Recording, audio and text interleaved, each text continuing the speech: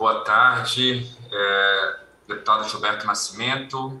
Me ouvem bem? Sim, plenamente, doutor. Ok. Uma satisfação estar aqui me dirigindo a Vossa Excelência na coordenação desses trabalhos por um tema tão relevante e importante para a sociedade brasileira.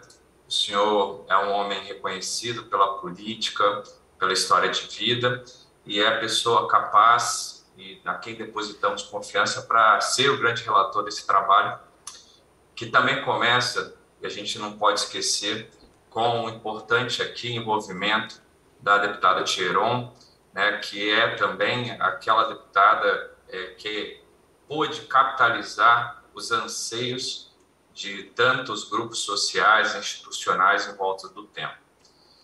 Deputado Gilberto, eu gosto sempre de dizer o seguinte: eu vou tentar me ater aqui ao objeto da nossa audiência, né? Que é para falar da gente falar desse ponto da conceituação e aí do direito à informação, na verdade, o direito à comunicação. Mas eu gosto sempre de dizer que esse é um tema em que a sociedade precisa estar atenta para um grande giro que tem acontecido fora e está acontecendo no país.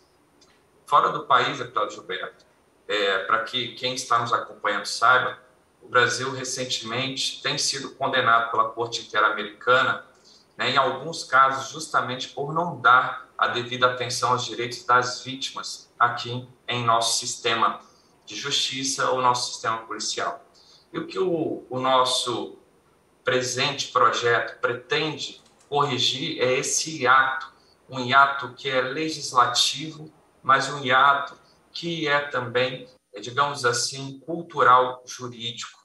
Nós bem sabemos, e a nossa representante da ANADEP, doutora Rita Lima, que já de algum tempo, né, o nosso sistema judicial tem se voltado aos olhos às garantias dos acusados, o que é muito importante. A justiça, portanto, deputado, e o legislativo começa a pensar para além da abstração, traz isso para a prática. Quais são os entraves que estão aqui acontecendo? Né? E a gente vai pensar, então, em como transformar esse sistema em algo mais humano. Mas verdade é que também precisamos ver e enxergar isso em prol das vítimas. E nesse ponto, exaltar aqui a narrativa que nós temos no projeto em relação à conceituação das vítimas no capítulo 1, através do seu artigo 2º e artigo 3º. Por que eu digo isso? Porque há várias interpretações, deputado, sobre o que seja, né, vítima, o que seja considerado. Algumas são bem restritivas. Vítima é aquela pessoa que foi alvejada por um comportamento, atingida, né, por um comportamento de uma pessoa que a agride, que lhe toma o seu patrimônio, que atinge o seu bem jurídico, portanto. E aqui o projeto ele tem uma visão muito mais ampla, aproximando-se muito da lei de proteção às vítimas no México, até apresentando inovações, deputado, porque traz para a gente uma dimensão de vítima também coletiva. Isso é muito importante. Nós saímos, portanto, daquela visão individualista e conseguimos aqui abarcar outras situações. Chama a atenção também que o projeto ele trata até das vítimas da calamidade pública, né? Dando aqui concretização a situações de caos, né? De situações extremas que nós possamos viver. Então, sobre esse aspecto, eu queria exaltar o projeto. E exalto até na condição de um dos contribuintes do PLS 65 de 2016, que tramita no Senado, que propõe a criação do Ato Nacional de Defesa das Vítimas. Eu não sei se Vossa Excelência tem ciência, mas nós temos alguns projetos de lei, né, caminhando no Congresso, esse é um deles. Mas eu vejo aqui no conceito de vítima dada, no 3890, inovações importantes para a gente. E também digo aqui que, com relação ao que está tratado nos direitos básicos das vítimas, assim como o direito à comunicação, nós temos grande encontro das normas com o que está estabelecido na Diretiva Europeia de 2012-29, né, super importante no tratamento da proteção às vítimas da criminalidade, que vem ao encontro também do que nós temos de previsão nas leis tanto de Portugal e quanto da Espanha. Na Espanha, a Lei 4 de 2015, em Portugal, a Lei 130 de 2015, né? Inovações mais recentes sobre o tema. Portanto, o que me traz a alegria, portanto, em analisar isso. Mas qual é o nosso grande desafio? O grande desafio aqui já foi alertado por uma contribuinte aqui nossa que me antecedeu, é tornar isso efetivo. Deputado Gilberto, nós temos um costume no país de muitas vezes estabelecer direitos, mas não nos preocuparmos tanto com a sua efetividade.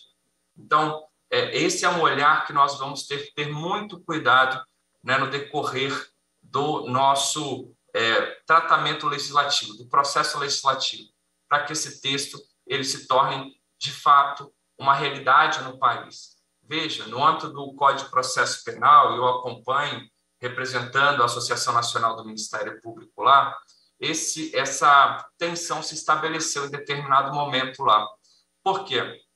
Nós tínhamos, por um lado, um texto que dizia ser obrigação do delegado tomar todas as atitudes para que fosse ouvido o investigado, mas, por outro lado, impunha à vítima a obrigação de oferecer endereço, de se apresentar, caso quisesse ser ouvido. É um tratamento aqui diferenciado, que nós não podemos caminhar com isso. Veja, em vários momentos no processo, se nós não, digamos, obedecemos, cuidamos, tutelamos um direito de um processado, o processo se torna nulo. Hoje nós temos alguns direitos estabelecidos no Código de Processo Penal que não são observados no trâmite do processo de comunicação, informação à vítima, e nós não temos nenhuma repercussão no processo com relação a isso. Isso não é tornar, portanto, a lei efetiva. Mas, olhando esse projeto que está aqui, né, que caminha com a liderança de Vossa Excelência e também, especialmente da Thieron, eu vejo algo muito diferenciado aqui. E aqui exalto também a participação do deputado Rui Falcão, porque foi um dos que assinou a propositura desse projeto.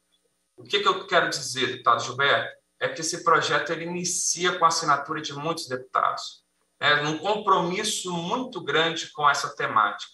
Uma temática, deputado Rui Falcão, que ela não pode ser tomada por um ou outro grupo. Uma temática que deve ser, e a representatividade e a legitimidade da iniciativa do projeto diz isso também, deve ser de toda a nação. O senhor, junto com outros deputados, a Thieron está aqui, o deputado Gilberto também que coordena, tem essa missão. E nós, aqui pelo Ministério Público, mas falo como cidadão, como professor também aqui de Direito Penal e Processo Penal da Universidade Federal do Espírito Santo, nós temos uma expectativa que essa nova normativa traga, de fato, um equilíbrio para o nosso processo, sem os extremos, sem aquilo que traz um prejuízo, a gente vai conseguir acertar muito mais. Então, deputado, eu quero ser bem objetivo, agradecendo a oportunidade, e também ressaltando, por acaso, a presença de qualquer outro deputado ou deputada que não esteja presente, agradecer em nome da Associação Nacional do Ministério Público, por parte do nosso presidente Mungueta, e me colocar sempre à disposição dessa comissão por uma temática que me toca tão profundamente. Agradeço aí, um bom trabalho a todos e a todas. Boa tarde. Muito obrigado, professor Dr. Pedro Ivo de Souza, que falou também com a sua experiência de professor e de membro do Ministério Público e, sem dúvidas nenhuma, as palavras do senhor vão engrandecer muito o trabalho dessa comissão. Muito obrigado.